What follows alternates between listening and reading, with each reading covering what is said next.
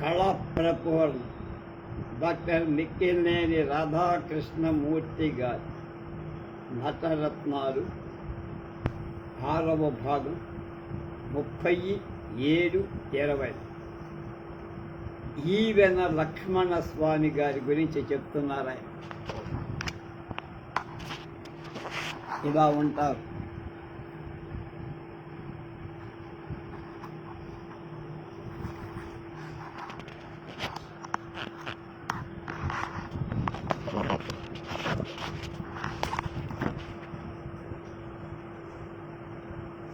నవీన ఆంధ్ర నాటక రంగంలో భావ ప్రకటనలు ఈవెన లక్ష్మణస్వామి గారిని మించిన వాడు లేదు.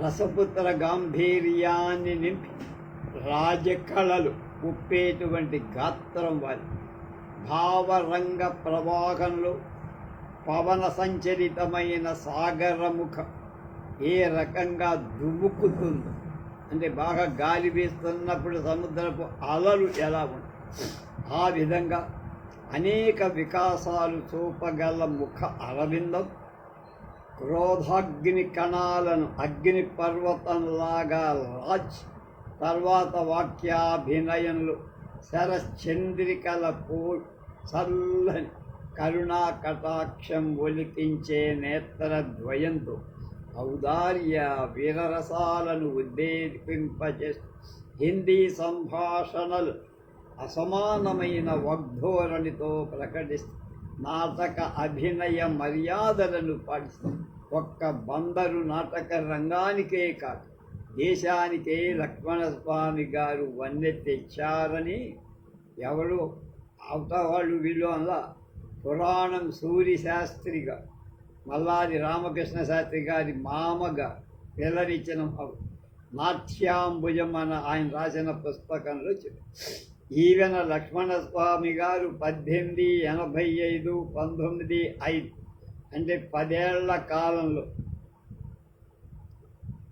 బందర్ నేషనల్ థియేటర్గా వెలసిన బుట్టయ్యపేట నాటక కంపెనీలో విశ్వనారాయణరావు వధ అనే హిందీ నాటకంలో సుమేర్ సింగ్ పాత్రను, రామరాజు నాటకంలో పఠాన్ పాత్ర, శివాజీలో శివాజీ పాత్ర, బొబ్బిలిలో హైదర్ జంగ్, ప్రతాపరుద్రీయంలో యుగంధర్, రాణా ప్రతాప్ మొదలైన నాటకాల్లో వివిధ పాత్రలను అద్భుతంగా ప్రదర్శి ఆనాడు ఆంధ్రదేశంలో ప్రఖ్యాతి. అన్ని పాత్రల్లో లక్ష్మణస్వామి గారికి ఎక్కువ ఖ్యాతి తెచ్చింది సుమేర్ సింగ్ పాత్ర. విశ్వనారాయణరావు వధ నాటకంలో సుమేర్ సింగ్ రఘునాథరావు సంతకం ఆనందీబాయ్ ఆజ్ఞ ప్రకారం విశ్వనారాయణరావును చంపడం జరుగుతుంది. అది విషాదాంత నాటకం. కరుణ, ప్రభుభక్తి, దైవచింతన, రోషావేశం, ధీరత్వం, కోపం, భయానక భీభత్సం అడ్డుగడుగున తాండవిస్తూ ప్రేక్షకుల్ని ఉత్తేజపరిచే ఈ నాటకంలో సుమేర్ సింగ్ పాత్రలో ముమ్మూర్తులా ముట్టి భవించిన నాట్య యోగి ఈవెన లక్ష్మణస్వామిగా. ఆయన గొప్ప విద్యావంతుడు కాకపోయినా ప్రతిభావంతుడైన నటుడు. గంభీరమైన విగ్రహం, సువిశాలమైన ముఖారవిందం, చతుర్విధ అభినయాలను సమపాళ్లలో నడపగల సమర్థమైన తేజోవంతమైన నేత్రద్వయం, పాత్రోచితమైన వాచిక అభినయానికి అనుగుణమైన గాత్రం, పాత్రోచితమైన నటనతో నాటక మర్యాదలతో సుమేర్ సింగ్ పాత్రలో విద్యాధికుల్ని కూడా మెప్పించిన నటుడు నారాయణ స్వామి. లక్ష్మణస్వామి గారికి సంగీతంలో ఎక్కువ ప్రవేశం లేదు. వాచక విధానంలో రాజఠీవిని, రాజ్య మర్యాదను భావ ప్రకటన ద్వారా నిరూపిస్తూ నిరుపమానంగా నటించి వీరి హిందీ సంభాషణలు స్వచ్ఛందంగా, స్ఫుటంగా, మనోహరంగా ఉండడం వల్ల సంగీతాన్ని గురించి ఎవరు పట్టించుకునేవాళ్ళు కాదు. లక్ష్మణస్వామి వారు వస్తుధా దైవభక్తి విషాదాంతమైన నాటకమైన పుష్పనారాయణ వధలు, వీర కరుణ రౌద్ర భీభత్సాది వివిధ రసాలు సుమేర్ సింగ్ పాత్రలో నిర్వహిస్తూ అభినయ కౌశలంతో నిరుపమానమైన ప్రతిభతో ప్రదర్శించేవారు. లక్ష్మణస్వామి గారి హిందీ నాటకం మహారాష్ట్ర పూనా నాటక సమాజం వాళ్ళనే మించిపోయింది అనే ఖ్యాతి లక్ష్మణస్వామి గారు వీర రౌద్ర రసాలను అభినయించేయడం, వారి నేత్రాభినయం అనన్య సామాన్యంగా కళ్ళల్లోంచే రక్తం కనిపించేది, రౌద్రం కక్కేవారు. ప్రభుభక్తిని, కరుణ రసాన్ని, దైవచింతను, ప్రశాంత చిత్తంతో, ప్రసన్న వదనంతో, సుకుమార కోమలమైన చూపులతో ప్రకటించారు. ఆయన నటన అభినయం విద్యావంతుల్నే దిగ్భ్రాంతుల్ని చేశారు. వారి నటనకు ముగ్ధులైన పురాణం సూర్యశాస్త్రి గారు లక్ష్మణస్వామి వారి నటన కౌశలంతో భారత నటులు ఎవ్వరు సాటిరారని విక్టర్ హ్యూగో రాసిన దురదృష్టవంతులు లెస్ మిజరబుల్స్ నాటకంలో కథానాయక పాత్ర ధరించిన ఇటాలియన్ నటుడొక్కడు మాత్రమే లక్ష్మణస్వామి గారిని అనుధిగమించగలడు. నాట్యాంబుజమని ఆయన రాసిన పుస్తకంలో ఉదహరించారంటే ఎంత గొప్పగా చెప్పారు. ఇంకా మా ఉయ్యూరికి దగ్గరలో ఉన్న కనకవల్లిలో పుట్టినవారు కవిగారు అని ఏకైక పేరుతో సంబోధింపబడేవారు శ్రీ మారేపల్లి రామచంద్ర శాస్త్రి గారు.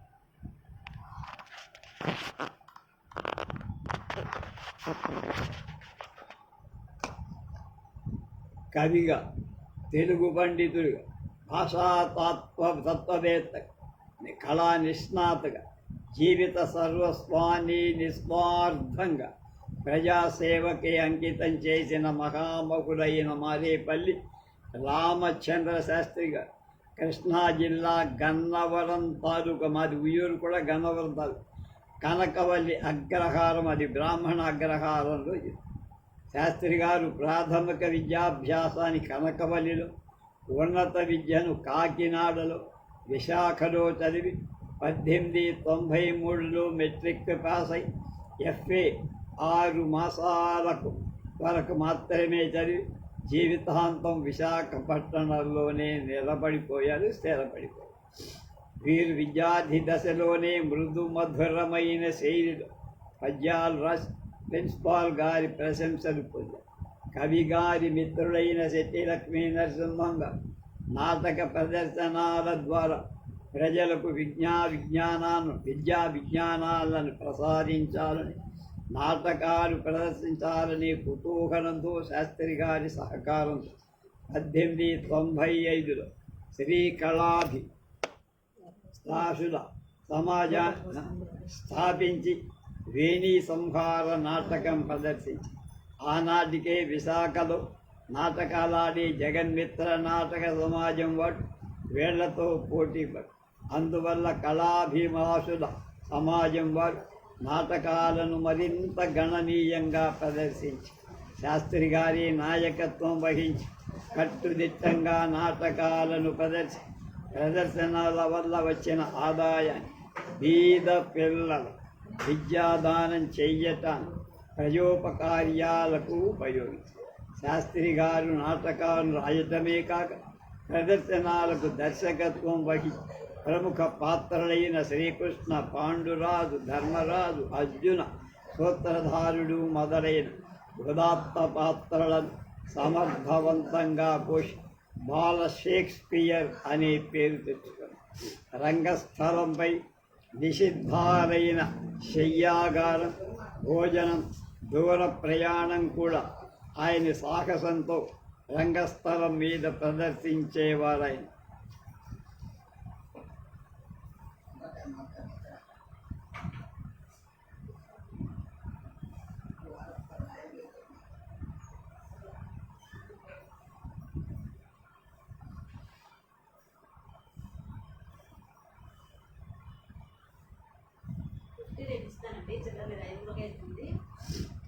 కొంతకాలానికి ఆరుట్ల రామదాసు గృహంలో ప్రవేశించి దానికి ధర్మాశ్రమం అని పేరు పెట్టి ఆశ్రమంలో నాటక శిక్షణ ప్రారంభించి తెలుగు భాష రాణి మహమ్మదీయుని కూడా నేర్పరులుగా తయారు. శాస్త్రి గారు సమాజాభివృద్ధిని దృష్టిలో పెట్టుకొని పాత్రల్ని ధరించటం మానుకొని ఇతరులకు పాత్రలు ఇచ్చి వాళ్ళందరినీ సమర్థులైన నటులుగా తీర్చిదిద్దారు. అలా శాస్త్రి గారి పర్యవేక్షణలో షష్ఠి లక్ష్మీ నరసింహ, చావలి వెంకటరమణ శర్మ, భాగవతుల కృష్ణారావు, తడకలూరి కుప్పుస్వామి, అబ్దుల్ అజీజ్, కడిమిశెట్టి వెంకటరమణయ్య, అమర్ సింగ్, కొండూరు రామ్మూర్తి, జయంతి సూర్యనారాయణ, శివకోటి అప్పలరావు, ద్వారం వెంకటరెడ్డి నాయుడు మొదలైన నటులు విభిన్న మనస్తత్వాలు గల వివిధ పాత్రలు ధరించి విశాఖపట్టణ నాటక రంగంలో పేరు శాస్త్రి గారు ప్రదర్శించే నాటక ప్రదర్శనాలలో నృత్యాలు కూడా ప్రవేశపెట్టారు. ప్రదర్శన ప్రారంభంలో వచ్చే నటీనట సూత్రధారులను తొలగించి ప్రదర్శనాలకు సంస్కరించారు. శాస్త్రి గారి నాటక ప్రదర్శనాలకు ఆనాడు కొంతమంది అడ్డుపడు వాటన్నిటినీ అధిగమించి శాస్త్రి గారు ఆ సమాజాన్ని 6 ఏళ్ల పాటు అవిచ్ఛిన్నంగా కొంతమంది సభ్యులు జగన్మిత్ర నాటక సమాజంలో చేరిపోవటంతో నిరుత్సాహపడ కొత్త సభ్యుల్ని చేర్చుకొని కొత్త నాటకాలు రాసి 1906లో ధర్మాశ్రమంలో స్వతంత్రంగా నాటక మందిరాన్ని నిర్మించి అన్ని హంగులతో జనరంజకంగా నాటకాలాడు. వేశ్యల పడుపు వృత్తి మాన్పించి జీవనాధారం కల్పించాలనే మహత్తర ఆశయం విశాఖలో వేశ్యాంగనలను చేర్చి సంగీత మాలిని సమాజాన్ని స్థాపించి పెట్టుబడి పెట్టి నాటకశాలను శాఖకు శిక్షణ. ఈ సమాజ సభ్యులంతా స్త్రీలు. ఆంధ్రదేశమంతటా ఆ సమాజం నాటకాల. ఈ సమాజంలో మధ్యల సూర్యనారాయణ సత్యవంతుడు, మా ఊళ్ళో కూడా ఆయన ఇంటి పేరేదో లేదు, జ్ఞాపకం లేదు, కానీ మధ్యల రంగారావు గారు అని ఉండేవారు. ఆయన మధ్యలో వాయిస్తాడు కనుక మధ్యలో, ఇంటి పేరు ఇంకోటి. కృష్ణుడు, అర్జునుడు, కుంకిపూడి చెనశెట్టి, చంద్రమతి, సావిత్రి, సత్యభామ, కుంకిపూడి పెదబుల్లి, అశ్వపతి, కొలికిపూడి చెనబుల్లి, సూత్రధారుడు మొదలైన పాత్రల్ని ధరించడంలో ఆయన పేరు తెచ్చుకున్నారు. అలాగే ఈ విధంగా ఈ సమాజాన్ని 3000 రూపాయల నష్టంతో 10 ఏళ్ళ పాటు నడిచి పోషించి కవిగా, నటుడుగా, నాటకర్తగా, నాట్యాచార్యుడిగా, సంగీత మానిని, స్వరభి, జగన్మిత్ర సమాజాల దర్శకత్వం వహించి ఉత్తమ నటులంటే పద్యాలు పాటలు లేకుండా నాటకాలు ఉత్తమ నటుడు ఉంటే పాడవచ్చని 30 సంవత్సరాల క్రితం కవిగారు నిరూపించారు. ఈ పుస్తకం వచ్చి 15-20 ఏళ్ళు అయింది కనుక 50 ఏళ్ల క్రితం కవిగారు కిరాతార్ధునీయం, గయనాటకం, కవిత్రీ విజయం, విజయ విలాసం, పాండవ జననం, భీమ విజయం, కంసవధం, ద్రౌపది స్వయంవరం మొదలైన 27 నాటకాలు రాశారు. కవిగారు 1998లో ఉపాధ్యాయ వృత్తిని అవలంబించి విశాఖ మిషన్ హై స్కూల్లో, కాలేజీలో కూడా తెలుగు పండితులుగా పనిచేశారు. విశాఖ సార్వజనీన గ్రంథాలయాన్ని దబ్బించుకొని హిందూ పట్టణ మందిరంలో విశాఖపట్టణ గ్రంథాలయంగా దాన్ని మార్చినట్టు 50 సంవత్సరాల క్రిందటే అస్పృశ్యత నివారణ ఉద్దేశం మాలెపల్లెలకు వెళ్ళి ప్రచారం చేశారు. యానిబిషన్ హోమ్ రూల్ లీగ్ పక్షాన విశాఖలో స్వరాజ్య సమితి స్థాపించారు. 1920లో సహాయ నిరాకరణ ఉద్యమంలో పల్లె పల్లకు కాలినడకలో వెళ్ళి కాంగ్రెస్ ప్రచారం చేసి ఉప్పు సత్యాగ్రహంలో 6 నెలలు జైలు శిక్షను, 1992 సత్యాగ్రహంలో 1 ఏడాది కఠిన శిక్ష అన్నారు. విశాఖపట్నంలో 1920లో స్థాపితమైన కవితా సమితి కవిగారి జీవితాంతం అధ్యక్షుడు. ఒక వ్యక్తిగా సంస్థగా పెరిగి బహుముఖాల సేవ చేసిన ఆదర్శమూర్తి రామచంద్ర శాస్త్రి గారు 1951లో స్వర్గస్థులయ్యారు.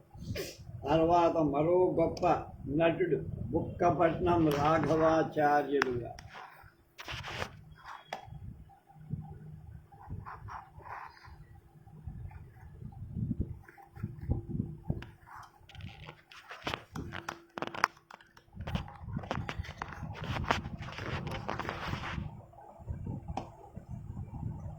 బుక్కపట్నం రాఘవాచార్యులు గారు కృష్ణా జిల్లా ఉరుటూరు గ్రామంలో జన్మించి పాశ్చాత్య నాటకాలు క్షుణ్ణంగా చదువుకున్న నాటక కళాకు సంస్కృత, తెలుగు, ఆంగ్ల సాహిత్యాలు కూలంకషంగా చదివారు. జీవితమంతా నాటక సమాజంతోనే గడిపి అనేక మంది నటులకు, ప్రయోక్తలకు శిక్షణ ఇవ్వటంలో ఆయన కాలమంతా గడిచేపోయింది. నటనలో ఏమాత్రం నిపుణత్వం ఉన్న ఆ నటుడిని రత్నంలాగా మార్చేవారు. ఆయన జీవితాన్ని అందుకే దారిపోసి రాఘవాచార్యులు గారు బందర్ రామ్మోహన్ థియేటర్లో, ఇండియన్ డ్రామాటిక్ కంపెనీలో, బాలభారత సంఘంలో, మైలవరం బాలభారతి నాటక సమాజంలో నాట్యాచార్యులుగా ఉండి అనేక నాటకాలకు దర్శకత్వాన్ని వహించి అనేక మంది నటులను తర్పించారు.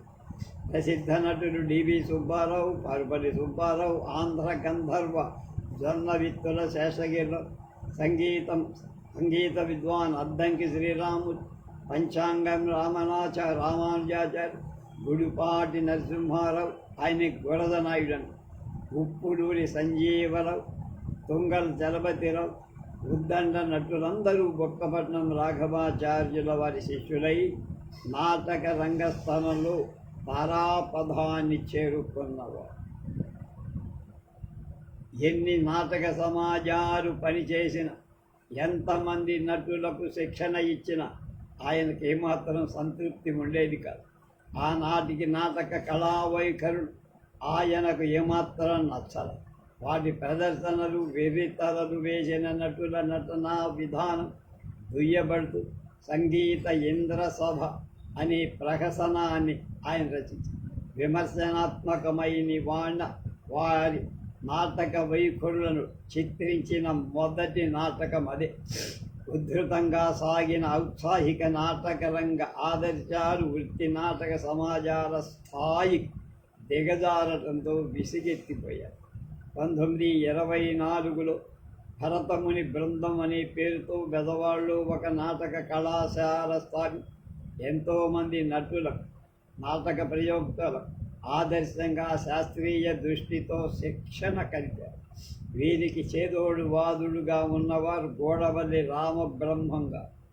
ఈ శిక్షణాలయం అజరామరంగా నడిచి ఆంధ్రదేశంలోనే కాక భారతదేశంలోనే మొట్టమొదట నాటక విద్యాలయం స్థాపించిన ప్రతిష్ట బుక్కపట్నం వారికే దక్కి. అంతేకాక నాటక రంగంలోని ప్రదర్శన ప్రయోగానికి కావలసిన అన్ని సూత్రాలు వివరించే నాటక దీపిక అనే గ్రంథాన్ని ఆయనే రాశారు. ఒక్క రెక్క మీద ఎంతో పట్టుదల నాటక విద్యాలయాన్ని కొంతకాలం నడిపారు. కానీ వారికి వెనక నుంచి ఎలాంటి ఆదరణ లేకపోవడంతో మూసేశారు. అంతటితో ఊరుకుంటారా?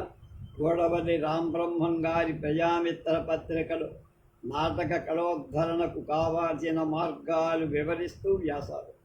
ఒక వ్యాసంలో స్థానం నరసింహారావు గారికి బహిరంగ లేఖలు.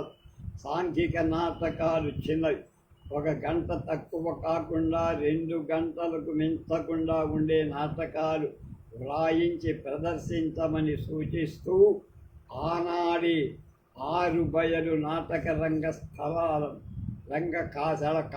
నాటక రంగశాలను ప్రోత్సహించారు. ఆయన నాటక కళను అభివృద్ధిలోకి తీసుకురావడానికి అహర్నిశలు కృషి చేసి అందుకు ఎన్నో కళలు కొన్నారు. భరతనాట్య శాస్త్రంలో శాస్త్రీయమైన సూత్రాలన్నిటినీ ఆనాటి నాటక రంగానికి అన్వయించాలని వారి అభిమతం.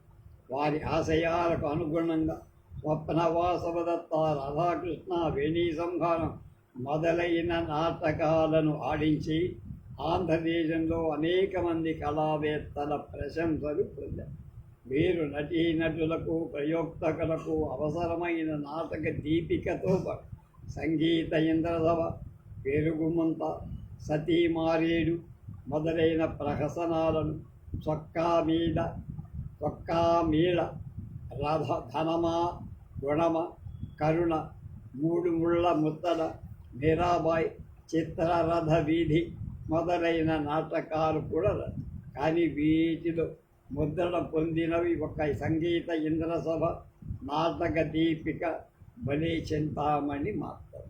రాఘవాచార్య గారు ఒక నాటక రంగంలోనే కాక చలనచిత్ర రంగంలో కూడా ప్రవేశించి కృష్ణలీల, బాలయోగిని సినిమాలకు పాటలు రాయటమే కాక నటులకు అంటే సినీ శిక్షణ ఇచ్చారు. ఆంధ్ర నాటక రంగం సుమారు 40 సంవత్సరాల క్రితం నాట్యాచార్యులుగా గడించిన ఆయన అనుభవాలు అన్నిటినీ గుదిగుచ్చి నాటక దీపిగా రచించిన గ్రంథం ఈనాటి నటీనటులకు కూడా ప్రామాణిక గ్రంథంగా నిలబడింది. అంటే రాఘవాచార్యుల కృషి ఎంతటి ఉన్నత స్థాయికి చెందిందో మనం అర్థం చేసుకోవచ్చు. రామాయణం సర్వేశ్వర శాస్త్రి గారి గురించి చెబుతున్నా.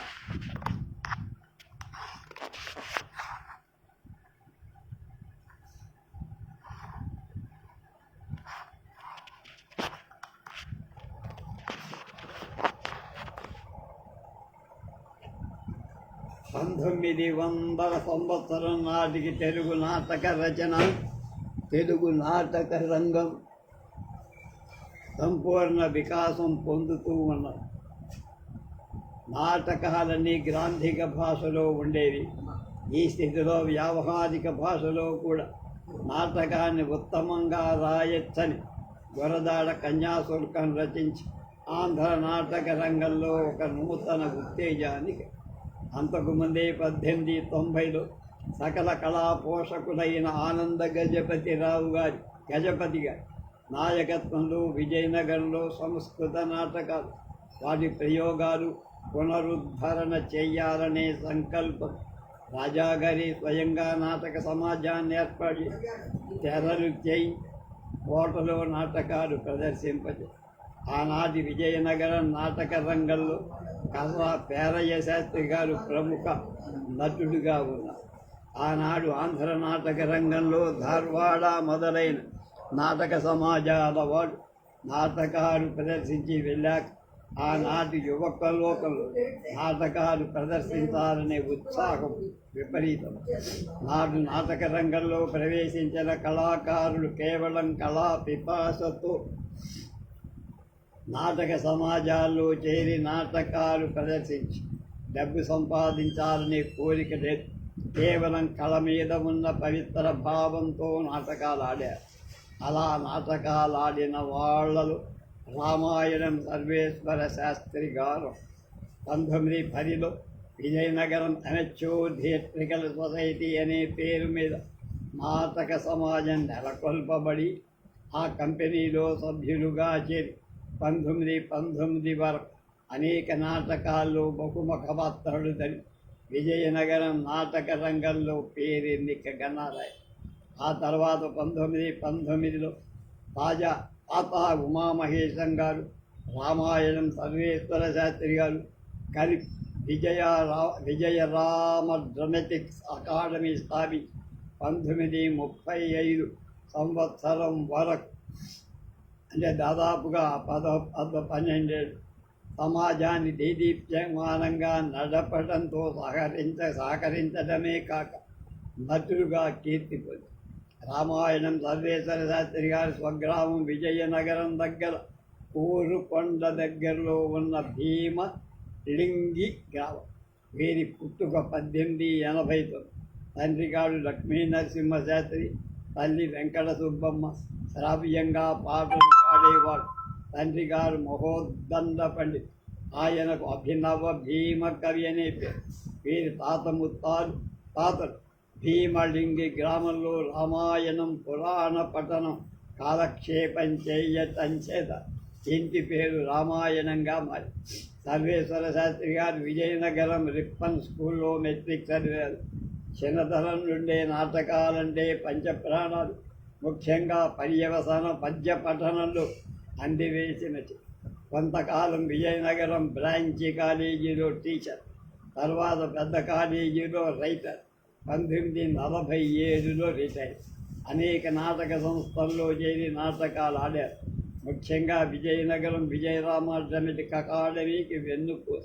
వీరి ఆధ్వర్యంలో ఆ సంస్థ ప్రదర్శించని నాటకాలంటూ లేవంటున్నారు వ్యక్తిమే. శాస్త్రి గారు ధరించిన పాత్రల్లో ముఖ్యమైనవి రసపుత్ర విజయంలో రాజసింహుడు, రామదాసులో రామదాసు, ప్రసన్న యాదవంలో పాండవోద్యోగంలో పద్మవ్యూహంలో కృష్ణుడు, గయోపాఖ్యానంలో గజు, విజయన సామ్రాజ్య పతనంలో రుస్తం, హరిశ్చంద్రలో హరిశ్చంద్రుడు, భక్త శ్రీయాళలో శ్రీయాళుడు, కృష్ణరాయబారంలో అర్జునుడు, చిత్రనడీయంలో నలుడు, చింతామణిలో బిలవమంగళుడు, శకుముఖి శాస్త్రి మొదలైన పాత్రలేక హిరణ్యకశిప మొదలైన పాత్రలకు అత్యద్భుతంగా ముఖ్యంగా ఆయన పాత్రాభినయంలో ఆ పాత్ర అభినయంలో సాత్విక పాత్రలు ఎక్కువ ప్రాధాన్యం. ఆయన ఎన్నో పాత్రలు ధరించిన పేరు వచ్చినవి కృష్ణుడు, రామదాసు. శాస్త్రి గారు సంభాషణ ఉచ్చారణలు, పద్య పఠనలు ప్రత్యేకత గల ప్రతిభావం. తండ్రి గారు పురాణ పఠనకర్త అవటంతో చిన్నతనం నుండి తండ్రి గారి పర్యవేక్షణం పద్య పఠనాన్ని, స్వచ్ఛమైన వాచిక విధానాన్ని నేర్చారు.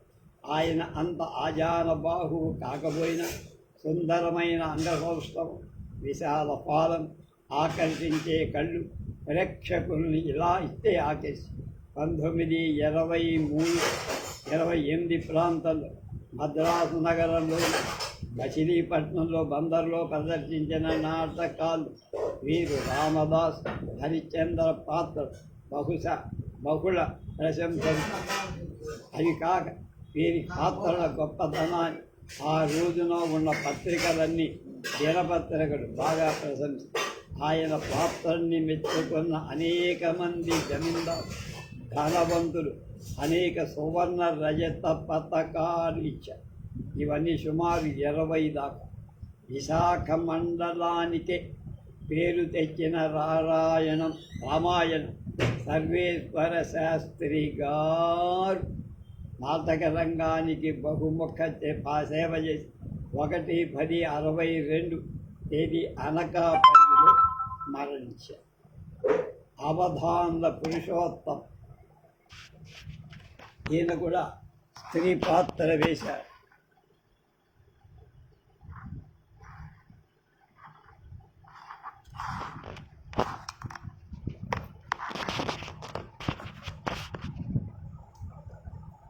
ఆడకంఠం అసలే లేకపోయినా, ముఖ లక్షణాలు అతి సున్నితంగా లేకపోయినా, చక్కగా చీర సింగారించి ముఖం అలంకరించి రంగస్థలం మీద ప్రవేశించగానే ఎవరి కోమలాంగి, ఎవరి సుందరాంగి, ఎవరి కామాంగి అని ప్రేక్షకులు, పండితులు, పామరులు ఉబ్బి తబ్బిబ్బుడయ్యే స్త్రీ పాత్రలు ధరించి నాటి నాటక రంగంలో అగ్రశ్రేణి స్త్రీ పాత్రధారిగా పేరు పొందిన అవధాన్ల పురుషోత్తంగా 19 సంవత్సరంలో 1900 భద్రాచలానికి దగ్గరలో పర్ణశాల గ్రామంలో, అంటే రాముడి పర్ణశాలగా, తండ్రి లక్ష్మీనరసయ్య, తల్లి చల్లాయ. ఆయన నాటక రంగంలో ప్రదర్శించిన పాత్రలని స్త్రీ. విశేషం ఏమిటంటే సంగీతంలో పరిచయం లేదు, కంఠమాధుర్యం లేదు. ప్రేక్షకులు ఇట్టే ఆకర్షించే విధంగా పాట పాడటం, ప్రేక్షకుల హృదయపూర్వకంగా వన్స్ మోర్ కొట్టించుకోవడం జరిగిపోయింది.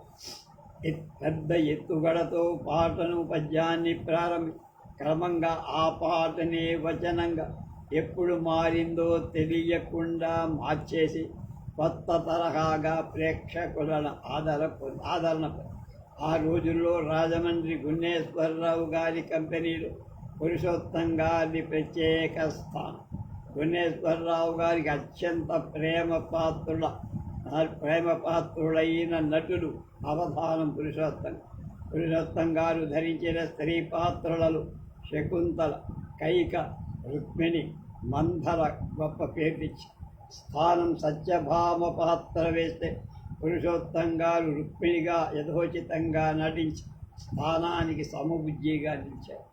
కణ్వాశ్రమంలో మునికన్యగా పెరిగిన శకుంతల పాత్ర ధరించి బ్రహ్మ విధులైన వేలూరి శివరామశాస్త్రి గారి వంటి పెద్దల మెప్పు పాత్ర అలంకరణ విషయంలో ఆయన కొన్ని నిశ్చిత అభిప్రాయాలుండి పురాణ కాలం నుండి కొత్త కాలం వరకు నవీనం వరకు అలంకరణలు ఏ విధంగా మారుతూ వచ్చాయో గమనించి ఆ విధంగా ఆయన పాత్రలను తీర్చిదిద్దేవారు. పురుషోత్తం గారు నటనలో కాక మేకప్లో కూడా శ్రద్ధ దిట్టాయి. పాత్రలకు తగినట్టు తనలే సింగారించుకొని రంగ ప్రవేశం చేస్తే ఆనాటి ప్రేక్షకులు శ్రోత్రియులు కూడా పరవశులు. అద్దంకి, స్థానం, ఉప్పులూరి, పారుపల్లి, పులిపాడి మొదలైన ప్రసిద్ధ నటులందరి వరసన స్త్రీ పాత్రలు ధరించి పురుషోత్తం గారు 15వ ఏట నుండి రాజమండ్రి గుణేశ్వరరావు గారి చింతామణి నాటక సమాజంలో ప్రవేశించి ఆ సమాజం ఆగిపోయేవరకు సమాజంలోనే భక్తి విధేయతలతో ఉండి నాటకరంగం నుంచి నిష్క్రమించి ఆయన ఈ విధంగా నిష్క్రమించడానికి నాటక సమాజాలు నడిచే తీరు తెందులే కారణాలు కాక ప్రేక్షకుల అభిరుచులలో అతి త్వరగా వస్తున్న మార్పులు కూడా. పురుషోత్తం గారి హిందీ భాషా ప్రవీణ చదివి హిందీ ప్రచారకులయ్యారు. నాటక రంగం నుండి యథేచ్ఛగా నిష్క్రమించాక భద్రాచలం బోర్డు హై స్కూల్లో 48 నుండి 60 వరకు 12 ఏళ్ళు ఉద్యోగం చేసి ఆ స్కూల్లో ఆయన చేసిన సేవ అనేక విధాలుగా గొప్పగా. అందుకు కారణం ఆయన జీవితాంతం జీవనోపాధి అదే కావు. ఆనాటి నేటి నటులు ఈయనేనా అనుకోనేదా అజ్ఞాతంగా నిరాడంబర అధ్యాపకులుగా కాలం. ఆయన గత నాటక చరిత్ర గురించి కానీ అపూర్వ అనుభవాల గురించి కానీ ఎవరైనా అడిగితే చిరునవ్వు నవ్వి తమాషాగా సంభాషణ మరలు చేశారు. ఇతరుడు నొప్పించడం అంటే ఏమిటో ఎరుగని అమృత హృదయుడై 1956 నుంచి 3 ఏళ్ల పాటు పురుషోత్తం గారు మళ్ళీ తమ కళా కౌశలాన్ని చూపారు. ఆ స్కూల్లోనే ఉపాధ్యాయులుగా పనిచేస్తున్న వి మతేశ్వరరావు, డివిఆర్ భాస్కర శాస్త్రి, ఎం అప్పలాచారి వంటి మిత్రుల ప్రోద్బలంలో బడి పిల్లలకు నాటక శిక్షణ. ఆ శిక్షణలో ఆ స్కూలు సాంస్కృతిక కార్యక్రమాలు భద్రాచలం గ్రామవాసు జీవితాంతం మరువరానివిగా ఉంది. ఆంధ్ర విశ్వవిద్యాలయం ప్రతి ఏడాది జరిపే అంతర్కళాశాల నాటక పోటీలు 61లో బహుమతి పొందిన ఎన్ఆర్కే పరమహంస పురుషోత్తం గారి శిక్షణలో తయారైన యువకుడే. పురుషోత్తం గారు ఆ జన్మ బ్రహ్మచారి, శుద్ధ శ్రోత్రి. ప్రాతకాలమే పవిత్ర గోదావరి స్నానం చేసి గీతా పారాయణ చేశారు. అది సాయంకాలం భద్రాచలం రామపాద సన్నిధిలో ఆధ్యాత్మిక గ్రంథ పఠనంతో కాలం గడిపారు. అధ్యాపక వృత్తి నుండి పదవీ విరమణ చేసిన తరువాత ఆధ్యాత్మిక చింతనతో పారాయణతో శ్రీరాముడి సన్నిధిలో భద్రాచలంలోని 1971 సెప్టెంబర్ 9 జీవితాన్ని పునీతం చేసుకున్నాం. రేపు ఇమ్మానేని హనుమంతరావు నాయుడు ఈయనే ప్రకాశం గారికి మెంటార్. ఎక్కడ ప్రకాశం గుంగోలు నుంచి రాజమండ్రి వెళ్ళి ఆయన ఎంతో ప్రకాశం గారు చదువుతారు. నాటకాలు వేసి ఆ తర్వాత భారత్ లా కోసం ఇంగ్లాండ్ వెళ్ళి ఆ తర్వాత అనేక రాజమండ్రి మున్సిపల్ చైర్మన్, ఆ తర్వాత మంత్రి, ఆ తర్వాత ముఖ్యమంత్రి అయిన మహానుభావుని ఆయన తీర్చిదిద్దిన వాడు ఇమ్మానేని వెంకటేశ్వరరావు గారు. వారి గురించి